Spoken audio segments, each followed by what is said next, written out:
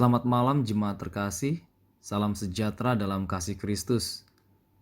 Bersyukur hari ini kita masih diberi kesempatan untuk menikmati persekutuan bersama Kristus melalui ibadah keluarga saat ini.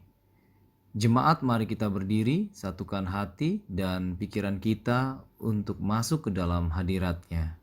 Kiranya kesetiaan beribadah kita merupakan ungkapan syukur nyata melalui kehidupan persekutuan yang membawa berkat bagi sesama.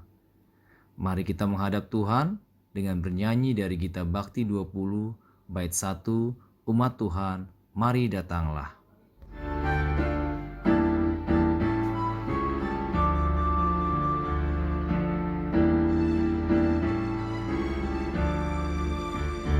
Umat Tuhan, mari datanglah, persembahkan diri padanya.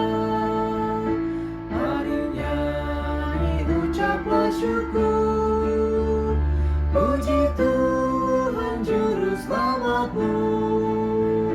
Masuklah ke pelatarannya, bernyanyi bergema, bersukacitalah.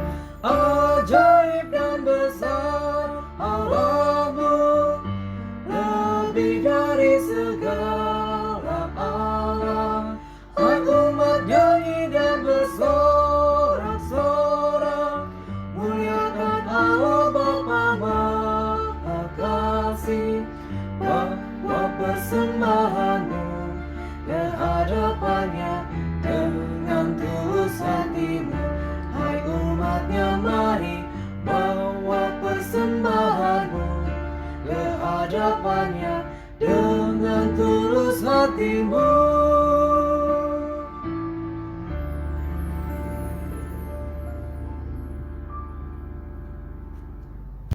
Bapak Ibu, mari kita berdoa. Ya Bapa Maha Kudus, dimuliakanlah nama-Mu. Kami memuji dan membesarkan nama-Mu. Lihatlah kami yang beribadah saat ini ya Allah. Engkaulah yang mengerti isi hati kami.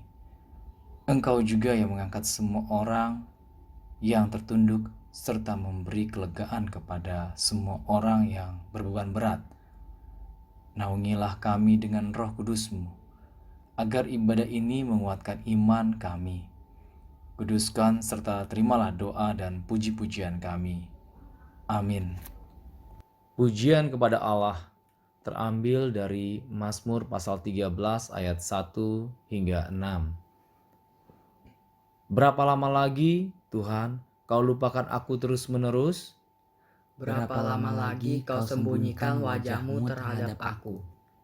Berapa lama lagi aku harus menaruh kekhawatiran dalam diriku? Dan bersedih hati sepanjang hari. Berapa lama lagi musuhku meninggikan diri atasku? Pandanglah kiranya, jawablah aku ya Tuhan, Allahku. Buatlah mataku bercahaya, supaya jangan aku tertidur dan mati. Supaya musuhku jangan berkata, aku telah mengalahkan dia. Dan lawan-lawanku bersorak-sorak apabila aku goyah. Tetapi aku, kepada kasih setiamu, aku percaya. Hatiku bersorak-sorak karena penyelamatanmu. Aku mau menyanyi untuk Tuhan, karena Ia telah berbuat baik kepadaku.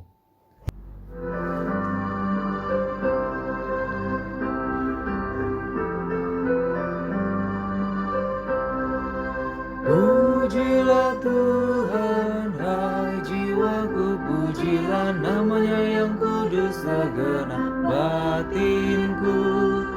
Pujilah Tuhan, hai jiwaku, dan jangan kau lupakan segala kebaikannya.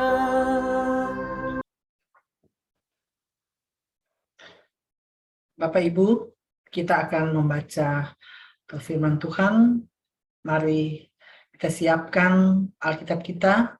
Kita buka dari Kisah Para Rasul 7 ayat 30 sampai 34. Namun sebelumnya mari kita berdoa. Terima kasih ya Allah Bapa di sorga untuk segala waktu yang boleh Engkau berikan bagi kami. Sepanjang hari ini kami percaya Tuhan yang sudah menuntun dan menolong kami dalam kami melakukan kegiatan-kegiatan dan tugas-tugas kami.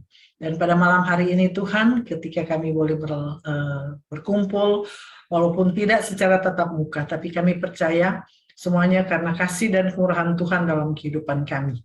Kami mau belajar bersama-sama firman-Mu Tuhan, biar Tuhan yang memberikan kami hikmat, akal budi, berikan kami kemampuan untuk mengerti dan memahami, dan terlebih kami mampu untuk melakukannya di dalam kehidupan kami.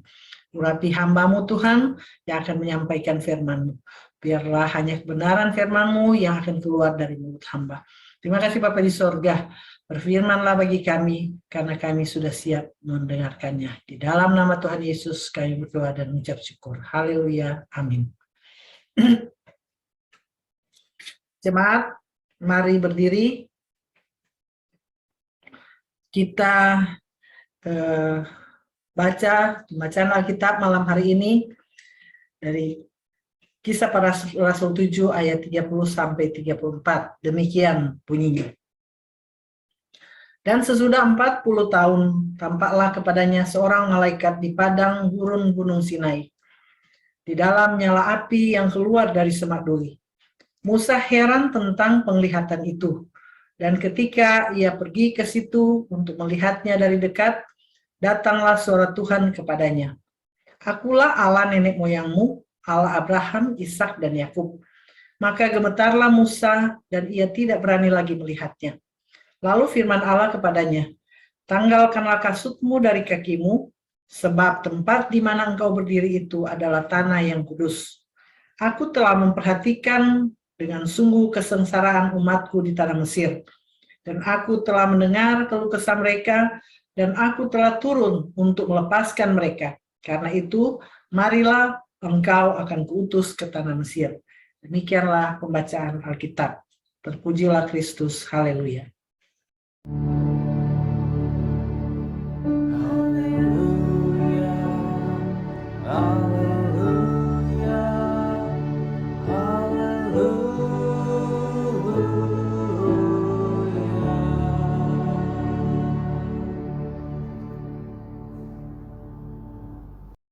Bapak Ibu yang dikasihi Tuhan Yesus Kristus, pernahkah Bapak Ibu mendengar ungkapan jas merah?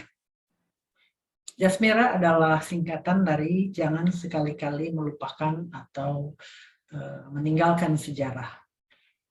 Ungkapan ini disampaikan oleh Presiden pertama kita, Bapak Soekarno, ketika perayaan Hari Kemerdekaan di tahun 1966. Nah, Bapak Ibu yang dikasihi Tuhan Yesus, bagi Soekarno, penting untuk mengingatkan ini bagi masyarakat Indonesia. Karena menurut beliau, bangsa Indonesia adalah bangsa yang besar. Nah, sebagai bangsa yang besar, kita harus belajar menghayati dan memahami sejarah perjuangan bangsa kita. Yaitu ketika para pejuang atau para pendahulu kita dengan rela mengorbankan jiwa dan raganya demi tercapainya kemerdekaan Indonesia. Nah, Bapak Ibu, jas merah ini memotivasi juga masyarakat Indonesia untuk mengisi kemerdekaan itu dengan membangun bangsa dan negara, serta tidak melupakan hakikat dasar perjuangan itu sendiri. Selain itu, mengingatkan kita juga akan komitmen kita untuk tetap memelihara semangat persatuan dan kesatuan. Bapak Ibu yang dikasihi Tuhan Yesus Kristus, kita perlu mempelajari sejarah dalam kehidupan kita. Karena sejarah itu penting. Karena dengan belajar sejarah, kita bisa menata kehidupan kita atau mempersiapkan kehidupan kita di masa depan dan masa kini. Selain itu, dengan belajar sejarah tentang kehidupan kita ya, memungkinkan kita untuk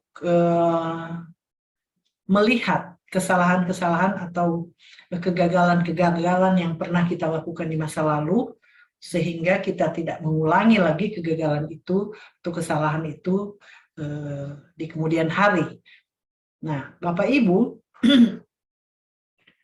pembacaan kita pada malam hari ini itu terambil dari satu bagian dari satu perikop kecil yang diberi judul pembelaan Stefanus. Siapa sebenarnya Stefanus dan apa yang menyebabkan sehingga dia harus melakukan pembelaan? Stefanus ini adalah salah seorang dari 7 diaken yang dipilih pada waktu itu, karena ketika para rasul melayani, murid semakin banyak, ya, pengikut Kristus semakin banyak, sehingga banyak tugas-tugas yang mulai terbengkalai. Salah satunya yaitu pelayanan terhadap para janda. Sehingga akhirnya menimbulkan sungut-sungut dan ada beberapa kelompok yang merasa bahwa tugas tanggung jawab untuk melayani janda itu tuh sudah tidak dilakukan secara benar. Sehingga akhirnya ke-12 rasul pengikut Kristus sebelumnya ini memanggil murid-murid yang lain dan meminta mereka untuk memilih 7 orang yang akan membantu mereka dalam pelayanan terhadap janda atau menjadi diaken ya. Nah, salah seorang dari antara 7 orang diaken ini namanya Stefanus. Nah, Bapak Ibu, Stefanus ini ternyata agak spesial. Nah, kenapa? Karena kalau di dalam pasal 6 ayat 8 dikatakan bahwa dan Stefanus yang penuh dengan karunia dan kuasa mengadakan mujizat-mujizat dan tanda-tanda di antara orang banyak. Jadi Stefanus itu dia memiliki kemampuan untuk melakukan mujizat-mujizat pada waktu itu ya, juga tanda-tanda. Nah, selain sebagai diaken yang melayani para janda, Stefanus juga suka memberitakan Injil seperti yang dilakukan oleh para rasul. Jadi dia sering bercerita tentang kehidupan atau sejarah kehidupan bangsa Israel sehingga mereka boleh tiba di tanah perjanjian ya.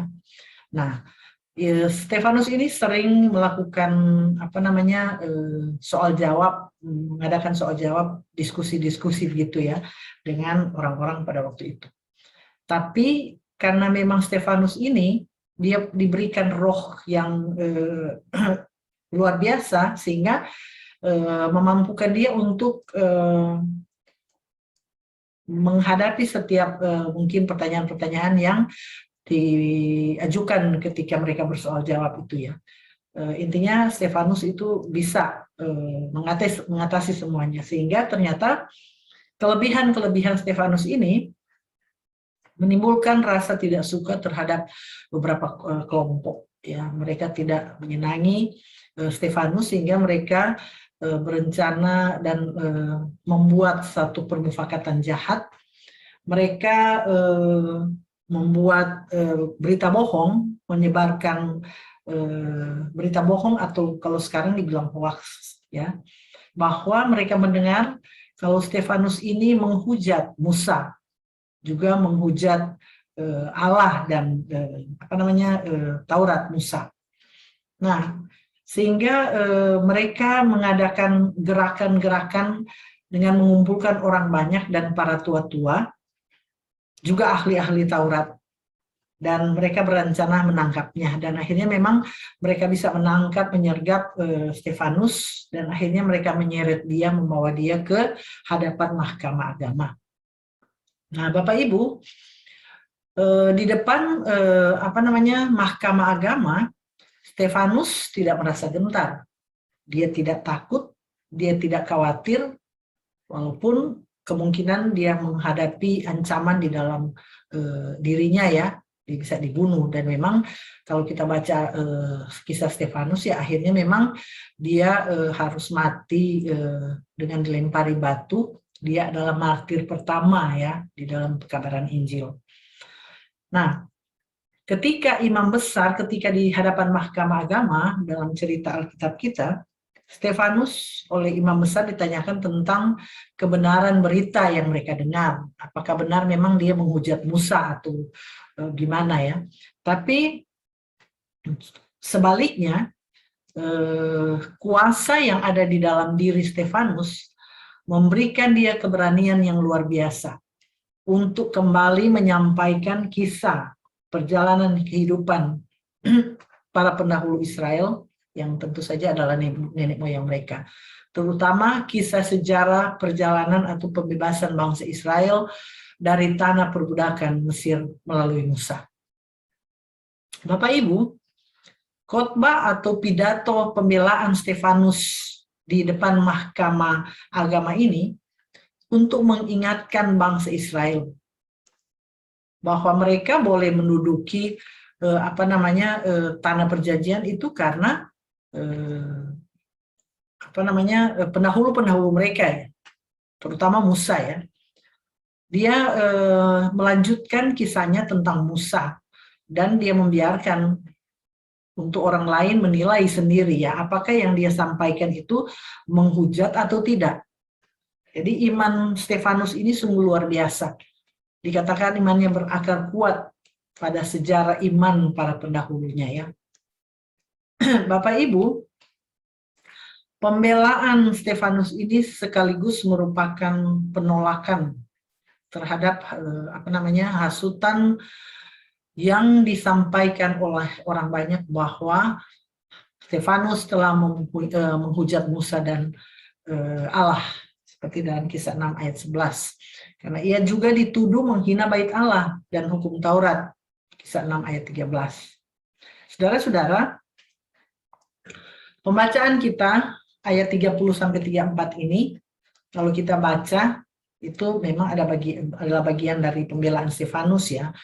Nah, kalau kita lihat di ayat 30 dikatakan, dan sesudah 40 tahun tampaklah kepadanya seorang malaikat di padang gurun Gunung Sinai, di dalam nyala api yang keluar dari semak duri. Ya, saudara, kita sudah banyak mendengar kisah tentang perjalanan atau bagaimana bangsa Israel itu bisa keluar dari Mesir. Ya, nah ini menunjuk kepada pribadi Musa. Nah, kita sudah banyak juga mendengar tentang siapa Musa sebenarnya. Nah, kita tahu bahwa dalam cerita Alkitab diceritakan tentang sejarah hidup Musa sejak dia masih kecil. Sejak dia masih bayi, dia harus terpaksa dibuang ke Sungai Nil karena ada ancaman pembunuhan atau kematian oleh Firaun yang saat itu berkuasa.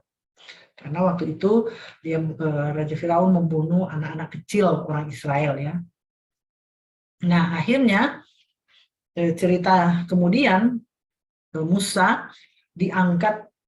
diambil dari Sungai Nil dan diangkat menjadi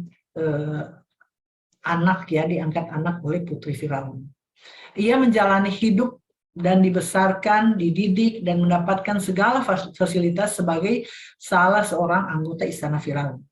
Dikatakan Musa dididik dengan segala hikmat orang Mesir, dan ia berkuasa dalam perkataan dan perbuatannya. Bapak Ibu yang kekasih, kemewahan hidup atau segala sesuatu yang tersedia di dalam kehidupannya di istana ternyata tidak membuat Musa lupa diri atau terlena. Ia tetap menyadari siapa dan dari mana dia berasal. Nah, kalau kita lihat selanjutnya di dalam ayat 23. Dikatakan ketika usia Musa 40 tahun, timbullah keinginannya pada waktu itu ia berumur 40 tahun, timbullah keinginan dalam hatinya untuk mengunjungi saudara-saudaranya itu orang-orang Israel. Jadi Dikatakan di sini 40 tahun baru Musa timbul keinginan untuk mengunjungi ya orang-orang Israel pada waktu itu. Waktu yang sangat lama tentu saja. Dan ketika dalam kunjungannya itu dia mendapatkan seorang Mesir menganiaya seorang Israel, sehingga akhirnya rasa nasionalisme di dalam diri Musa itu muncul. Ia menolong dan membela saudara sebangsanya itu, dan akhirnya dia membunuh orang Mesir itu. Nah, Bapak Ibu, pada sangkanya Musa Musa pikir bahwa sesaat itu saudara-saudaranya akan mengerti bahwa Allah memakai dia untuk menyelamatkan mereka. Tetapi ternyata dia salah. Mereka tidak mengerti, ya. Intervensi yang dilakukan Musa untuk menolong salah seorang saudaranya itu berakibat buruk. Kita lihat di dalam ayat 26 sampai ayat 28. Kenapa? Karena keesokan harinya ketika Musa sedang kembali berjalan-jalan untuk menemui saudara-saudaranya, dia mendapati 2 orang Israel yang sedang berkelahi. Nah, Musa mengingatkan mereka bahwa sebagai sesama saudara seharusnya mereka tidak melakukan hal itu berkelahi ya. Tapi orang yang berbuat salah dikatakan dia malah dia menolak Musa dengan mengatakan bahwa siapakah yang mengangkat engkau menjadi pemimpin atau hakim atas kami. Ada penolakan di sana. Bahkan dia melanjutkan dengan berkata bahwa apakah engkau bermaksud membunuh aku sama seperti kemarin engkau membunuh orang Mesir itu. Jadi ternyata kejadian Musa membunuh orang Mesir itu ada yang tahu. Nah, saat itu Musa sangat ketakutan. Karena dia mengira tentu sudah banyak orang yang mengetahui perbuatannya. Dan pasti dia dalam bahaya. Sehingga Musa memutuskan dia melarikan diri dari istana, dia pergi mengembara, dan akhirnya dia tiba di satu daerah yang namanya Midian. Ya. Nah, di sana Bapak Ibu saudara-saudara yang kekasih dalam Tuhan Yesus Kristus, 40 tahun lamanya Musa hidup di dalam pengembaraan. Dia hidup sebagai gembala, ya, kambing domba. Nah, kita tahu kehidupan Musa sebelumnya, dia hidup bergelimang kemewahan. Segala sesuatu yang dia butuhkan itu ada. Bertolak belakang saudara dengan apa yang dia alami saat itu ya. Dia harus menggembalakan kambing domba mungkin ya, kalau kita bilang istilah sekarang mungkin dia mesti bekerja dulu baru dia bisa makan. Dan sebagai gembala kemungkinan besar Musa tinggalnya di padang karena dia harus menjaga ternak gembalaannya agar jangan sampai ada yang hilang atau mungkin dimakan binatang buas. Nah, bukan hal yang mudah, saudara, bagi Musa untuk menjalani kehidupan seperti itu. Belum lagi, kemungkinan ada ketakutan juga di dalam diri Musa, jangan-jangan dia ditemukan lagi oleh orang Mesir pada waktu itu dan dia bisa juga dibunuh. Nah, Bapak Ibu dalam Tuhan Yesus Kristus, ternyata 40 tahun itu memang adalah 40 tahun dalam rancangan Allah, ya. Babak kedua, 40 tahun babak kedua dalam kehidupan Musa. Sehingga pada saatnya Allah datang menemui Musa dalam ayat 30 ya. Sesudah 40 tahun tampaklah seorang malaikat di padang gunung Sinai dalam nyala api yang keluar dari semak duri. Allah ternyata punya rencana yang besar dalam kehidupan Musa. 40 tahun dalam pengembaraan, Musa dibentuk, digembleng sedemikian rupa, sesuai dengan rencana Allah. Allah tidak pernah melupakan Musa. Allah juga tidak pernah melupakan umatnya. Sehingga lewat Musa, Allah punya rencana untuk melepaskan umat Israel yang dalam tekanan penindasan bangsa Mesir di tanah perbudakan Mesir. Saudara, rancangan Allah itu memang tidak pernah gagal. Rancangan Allah, ya dan amin. Ketika Allah merancang sesuatu dalam kehidupan kita, itu pasti terjadi. Itu nampak di dalam kehidupan Musa. Ya. 40 tahun bukan waktu yang pendek, saudara, untuk menjalani kehidupan. Ya. Nah, kita lihat Allah menunjukkan dirinya, menyatakan dirinya di Gunung Sinai di daerah Midian. Ya. Kemuliaan Allah dinyatakan dalam wujud semak yang menyala, semak duri. Ada nyala api tapi tidak menyala.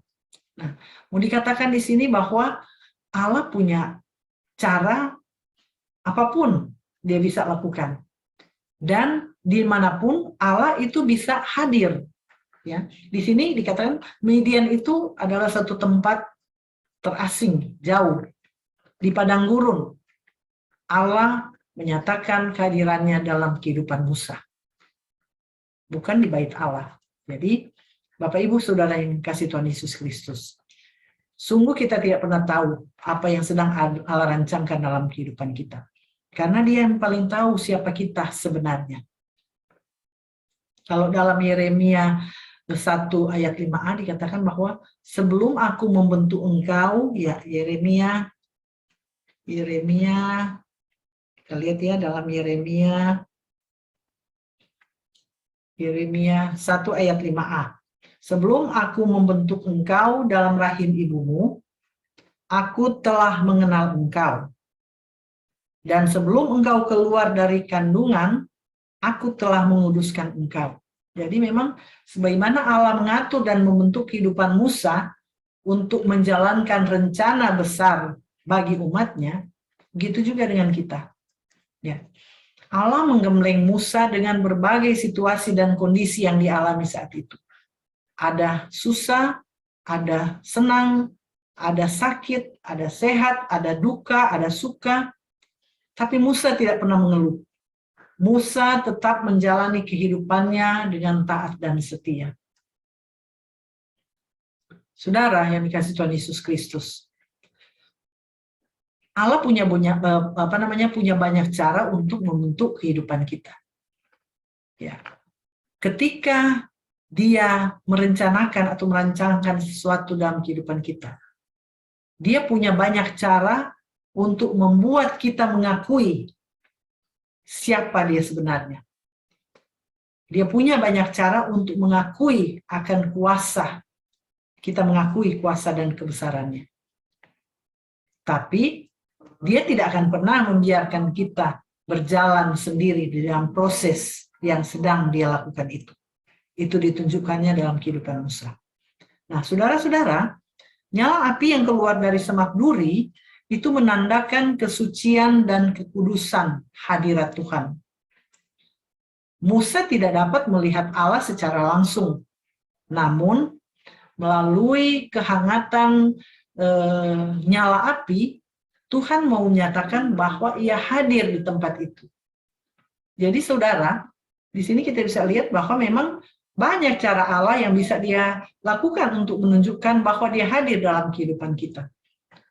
Ya, dan mungkin segala sesuatu bisa melalui kejadian-kejadian, mungkin kejadian-kejadian kecil, tapi bisa juga kejadian-kejadian besar yang tidak pernah bisa kita jangkau dengan akal pikiran kita yang terbatas. Tapi yang pasti Allah punya cara tersendiri. Kita masuk dalam ayat ke-31 dan 32. Saudara, sebagai manusia, itu dikatakan di sana ayat 31 dan 32. Musa heran tentang penglihatan itu, dan ketika ia pergi ke situ untuk melihatnya dari dekat, datanglah suara Tuhan kepadanya. Akulah Allah nenek moyangmu, Allah Abraham, Ishak dan Yakub. Maka gemetarlah Musa dan ia tidak berani lagi melihatnya. Ya, sebagai manusia pasti Musa heran. Ia penasaran karena ia melihat sesuatu yang tidak seperti biasanya yang dia saksikan. Karena nyala api itu tidak membakar semak duri. Tapi rasa penasaran Musa mendorong dia untuk mencari tahu lebih dekat. Tapi ternyata Allah punya rencana. Keheranan Musa ini menjadi kesempatan Tuhan untuk menyatakan diri secara langsung pada Musa melalui suara yang dia sampaikan bahwa akulah Allah nenek moyangmu, Allah Abraham, Ishak dan Yakub. Jadi Allah memperkenalkan dirinya sebagai Allah nenek moyang Israel, atau termasuk di dalamnya Musa. Nyala api yang tidak membakar semak duri, saudara, juga dipahami sebagai cara atau penyataan Allah kepada Musa bahwa Allah akan dan mampu melakukan peristiwa-peristiwa yang luar biasa yang akan dia tunjukkan kepada Musa dan kehidupannya. Musa gemetar karena tentu saja pada waktu itu dia sangat ketakutan.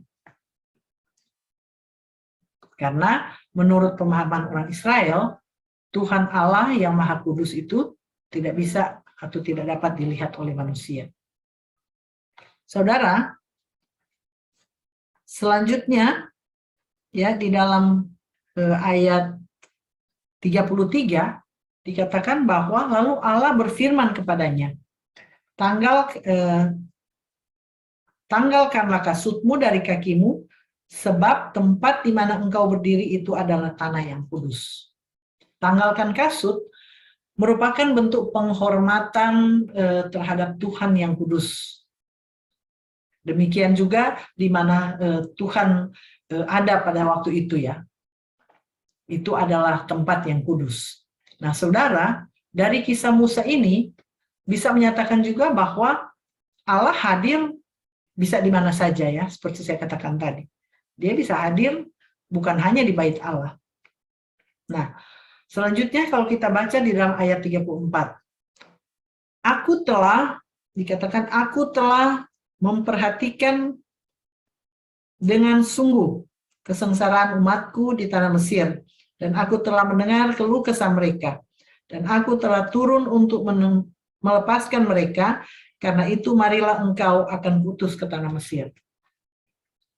Bapak Ibu, ayat ini menyatakan kepada Musa dan juga kita bahwa kehidupan yang kita alami, ya, ketika kita doakan itu dengan penuh iman dan kesungguhan, ketika kita dalam permasalahan atau persoalan, Tuhan pasti perhatikan.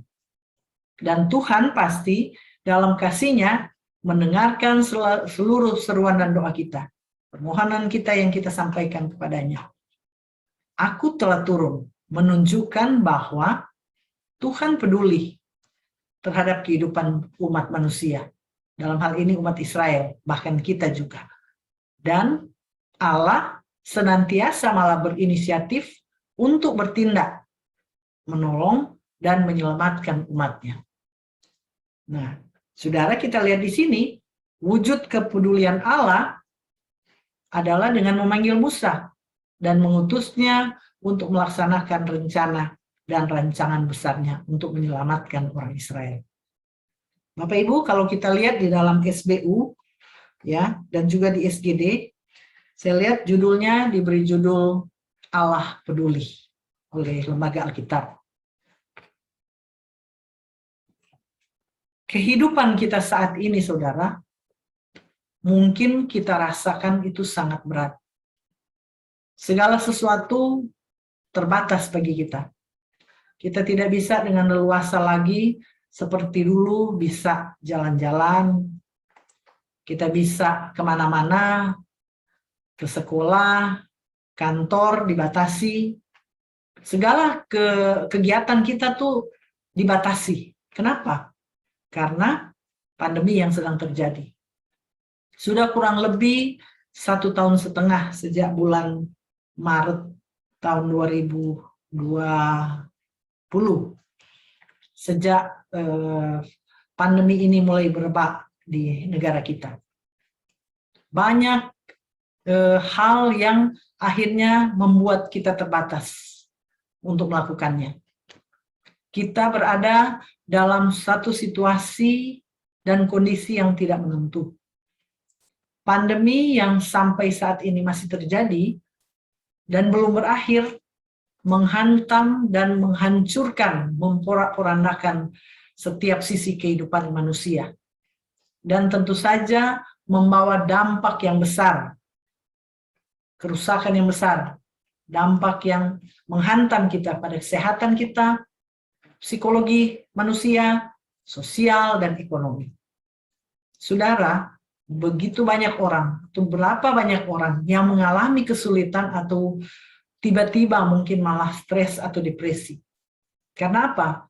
Karena kehidupan yang sebelumnya baik-baik saja. Mereka bisa memenuhi kebutuhan mereka. Tiba-tiba harus kehilangan mata pencarian karena kehilangan pekerjaan, PHK. Ya. Berapa banyak orang yang mengalami kesedihan karena tiba-tiba harus kehilangan orang yang dikasihi, yang mungkin merupakan tulang punggung keluarga karena terpapar virus yang sedang terjadi saat ini. Atau juga mungkin sakit penyakit yang tak kunjung sembuh, dan masih banyak lagi persoalan berat lainnya. Banyak hal Tuhan, saudara, yang membuat kita merasa bahwa seolah-olah tidak ada akhirnya dalam kehidupan kita. Sampai akhirnya kita bisa bertanya dalam hati, kapan Tuhan semuanya ini berakhir? Saudara, ada satu lagu yang pernah dinyanyikan dan dipopulerkan oleh seorang penyanyi, jebolan salah satu ajang pencarian bakat, almarhum Mike Mohede, yaitu berjudul Allah Peduli. Saya akan nyanyikan untuk Bapak Ibu. Mohon maaf kalau suaranya mungkin pas-pasan, tidak apa-apa. Lagunya kira-kira seperti ini. Banyak perkara yang tak dapat ku mengerti, mengapakah harus terjadi di dalam kehidupan ini. Satu perkara yang ku simpan dalam hati, tiada sesuatu kan terjadi tanpa Allah peduli. Allah mengerti, Allah peduli segala persoalan yang kita hadapi, tak akan pernah dibiarkannya ku bergumul sendiri, sebab Allah mengerti. Bapak Ibu, banyak hal memang yang tidak bisa kita mengerti dalam kehidupan kita. Tapi kita tetap harus menjalaninya. Dan kita mungkin bertanya, mengapa semuanya harus saya alami? Seperti lagu di atas. Mengapa Tuhan keluarga saya harus alami? Bapak Ibu, kesaksian dalam kehidupan keluarga kami. Ketika beberapa waktu yang lalu di bulan Februari, Tuhan mengizinkan kami mengalami pergumulan di dalam kehidupan kami lewat sakitnya anak kami. Saat itu kami bertanya dalam hati, kenapa Tuhan? Tidak ada tanda-tanda, saudara. Dia bukan seseorang yang punya riwayat sakit itu. Tapi tiba-tiba di suatu dini hari, tiba-tiba dia lemas, dibawa ke rumah sakit. Saat itu, sungguh kami tak tahu apa yang harus kami lakukan. Karena begitu cepat, saudara. Dia kehilangan semua fungsi saraf di dalam dirinya. Tapi itulah Allah yang kita yakini, Allah yang punya kuasa. Dan kami mengalami dalam kehidupan keluarga kami, bahwa dia sungguh hadir, dan dia menyatakan kuasanya dalam kehidupan anak kami. Segala sesuatu yang waktu itu mustahil, kami pikirkan mustahil terjadi. Satu persatu Tuhan tunjukkan bahwa dia ada dan dia bekerja. Saat ini anak kami masih dalam pemulihan. Tapi kami percaya bahwa Tuhan punya rencana yang besar di dalam kehidupannya. Kami tak tahu apa rencana Tuhan, tapi satu hal yang pasti, bahwa Tuhan sedang membentuk kehidupan kami, keluarga, khususnya anak kami. Dan Tuhan punya rencana yang luar biasa, yang pasti Dia akan tunjukkan tepat pada waktunya. Puji nama Tuhan. Saudara, seberat apapun kehidupan kita dalam kita jalani, kita harus ingat bahwa Tuhan tidak pernah meninggalkan kita sendiri. Kadang kita kecewa, kita bersungut-sungut mungkin, dan kita mulai menyalahkan keadaan, menyalahkan orang lain, dan bahkan mungkin menyalahkan Tuhan. Tapi melalui pembacaan ini, saudara, kita diingatkan bahwa Allah mendengar keluh kesah dan teriak minta tolong kita. Sebagaimana Ia mendengar teriak dan minta tolong orang Israel ketika mereka mengalami penderitaan di tanah perbudakan Mesir. Dia adalah Allah yang sama, yang mendengar dan akan turun tangan menolong kita, melepaskan kita dari segala kesulitan dan penderitaan hidup yang sedang kita alami dan rasakan saat ini. Saudara, 400 tahun lebih Allah mengizinkan umatnya Israel mengalami penderitaan di tanah Mesir. Dan akhirnya tiba saatnya, sesuai dengan waktu dan kehendaknya, Ia menyatakan kuasanya. Ia datang, memanggil, mengutus Musa untuk menjadi alatnya, menyatakan akan kuasanya, melepaskan umatnya dari penderitaan. Saudara, Allah yang hadir melalui nyala api, yang tidak membakar semak duri, menunjukkan bahwa walaupun kita tidak bisa melihatnya, tapi kita bisa merasakan kehadirannya melalui hal-hal ajaib yang Dia tunjukkan, yang tidak mampu kita jangkau dengan akal pikiran kita yang terbatas. Tapi kita percaya bahwa Allah akan tunjukkan ketika Ia berkehendak. Saudara-saudara yang dikasihi Tuhan Yesus Kristus, Allah kita dalam Tuhan Yesus Kristus tidak akan pernah membiarkan kita menjalani pergumulan kita sendiri. Dia Allah yang peduli, Dia Allah yang mengerti, Dia Allah yang mendengar setiap doa dan keluh kesah kita. Segala sesuatu yang berat, yang menekan kehidupan kita, itu tidak jauh lebih besar dari kuasa Allah kita. Karena itu saudara, mari seberat apapun permasalahan dan pergumulan yang sedang kita alami saat ini, tetaplah taruh pengharapan kita di dalam tangan Tuhan. Tetaplah berseru kepadanya dalam doa, karena kita yakin dan percaya Tuhan kita punya banyak cara untuk bisa melepaskan kita dari apapun yang kita alami sesuai dengan waktu dan kehendaknya. Tuhan Yesus memberkati kehidupan kita. Amin.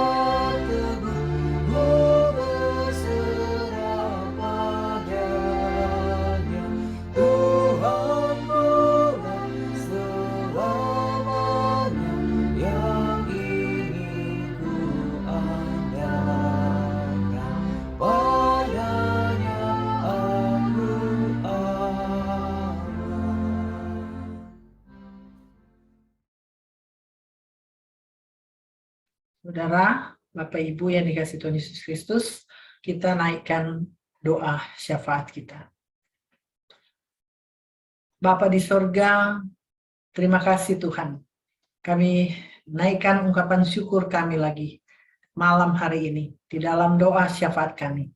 Kami bersyukur Tuhan karena Engkau yang sudah berikan kami lagi penyegaran dalam kehidupan kami. Ketika kami boleh mendengar, merenungkan firman Tuhan yang mengajarkan kami bahwa Allah peduli di dalam kehidupan kami.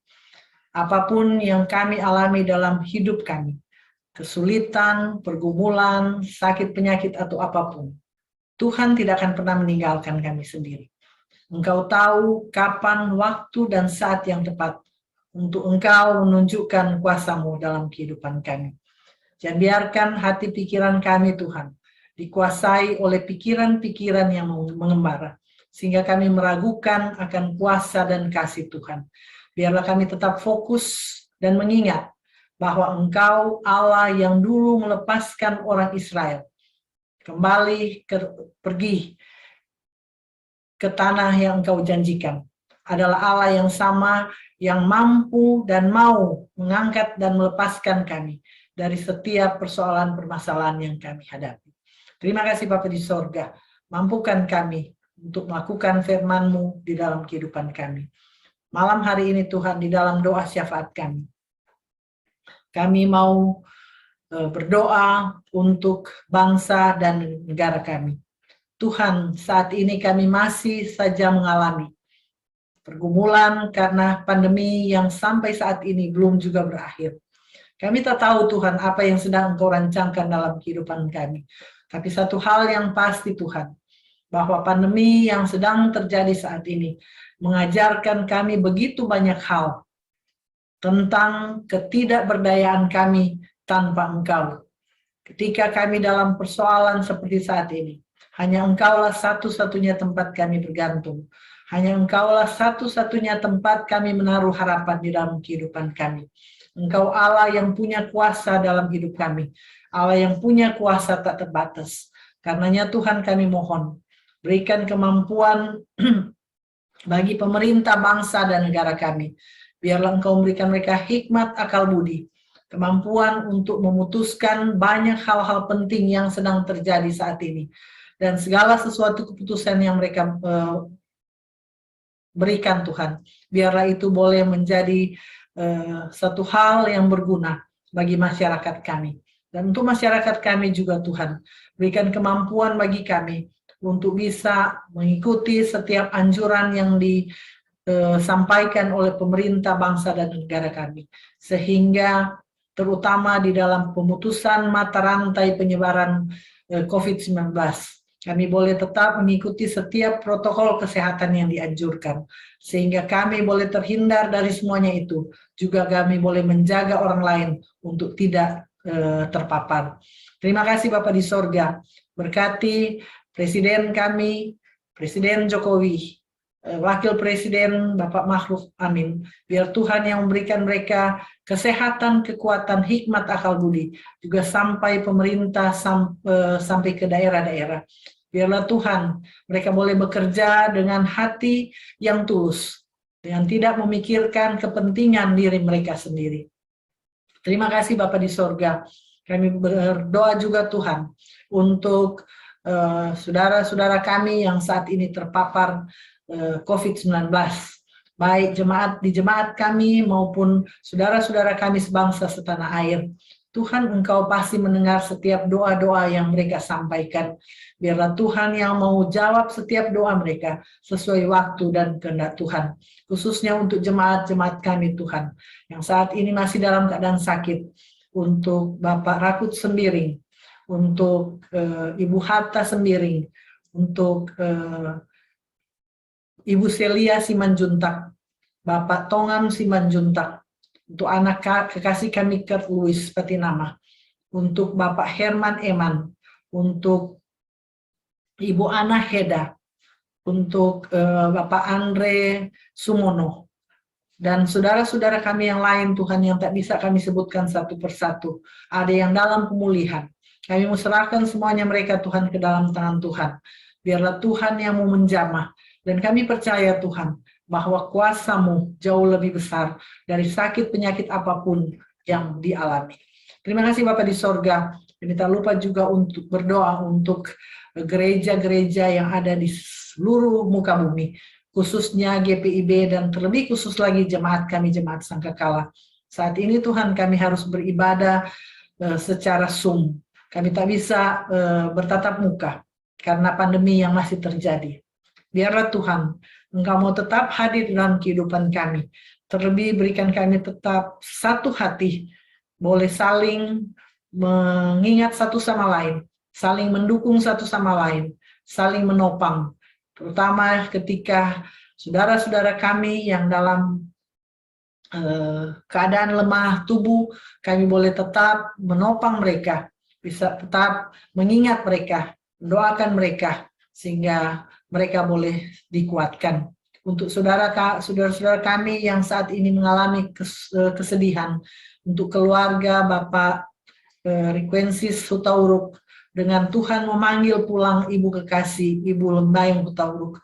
Kami percaya Tuhan bahwa kehidupan keluarga ini ada di dalam tangan Tuhan. Engkau pasti akan memberikan mereka kekuatan dan penghiburan bagi suami, bagi anak-anak dan cucu.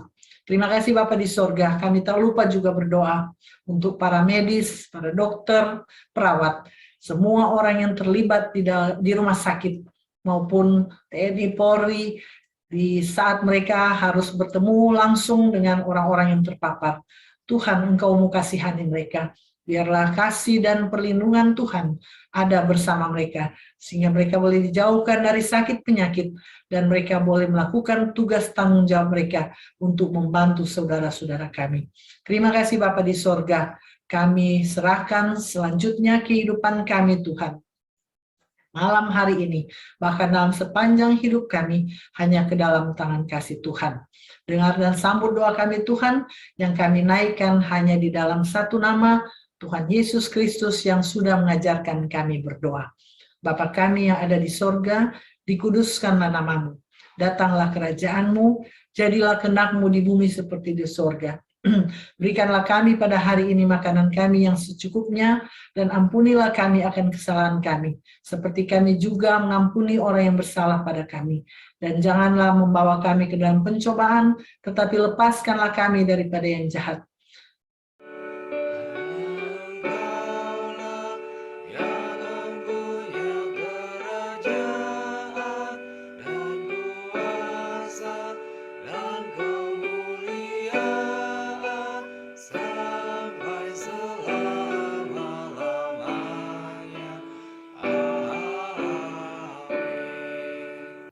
Kita masuk ke pengucapan syukur.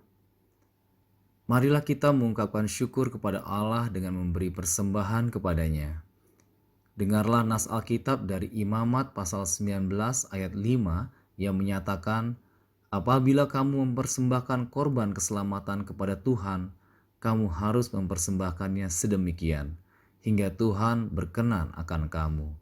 Tuhan memberkati kita dan persembahan kita.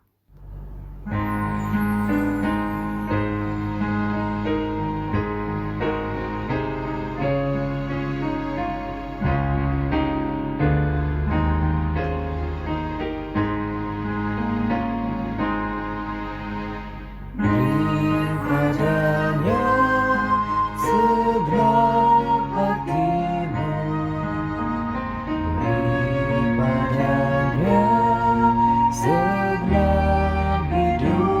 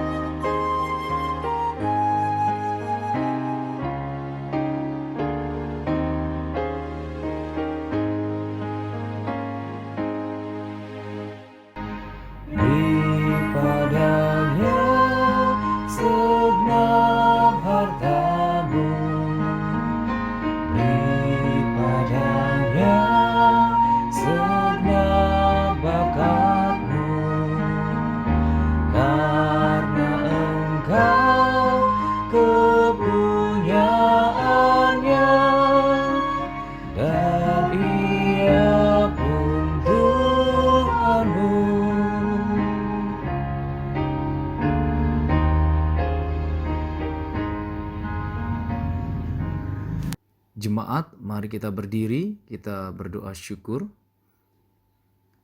Ya Allah, segala ungkapan syukur hanya kepadamu. Terima kasih atas berkat dan kasih karunia yang telah kami terima dan nikmat hingga saat ini. Kami percaya semua berkat yang kami peroleh itu karena kemurahan Tuhan dalam kehidupan kami. Inilah ungkapan syukur kami kepadamu. Terimalah dan kuduskan persembahan kami agar menjadi berkat bagi pelayanan kasih-Mu. Amin. Jemaat dipersilakan duduk kembali. Saudara, pergilah dalam damai sejahtera dan lakukanlah firman Tuhan dalam kehidupanmu sehari-hari.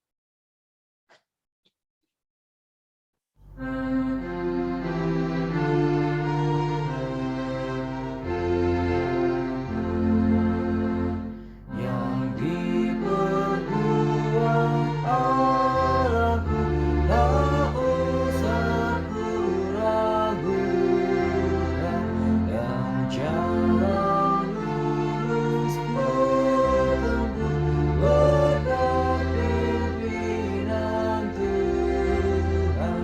Anugerah dan kasih-Nya bergema di bahaya hidupku di tangan-Nya.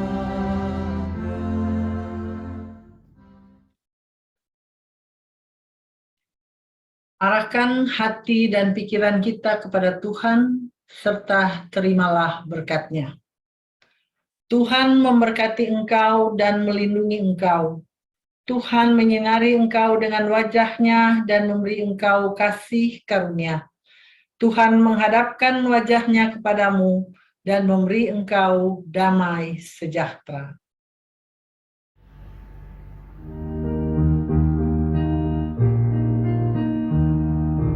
Amin, amin, ya benar adanya.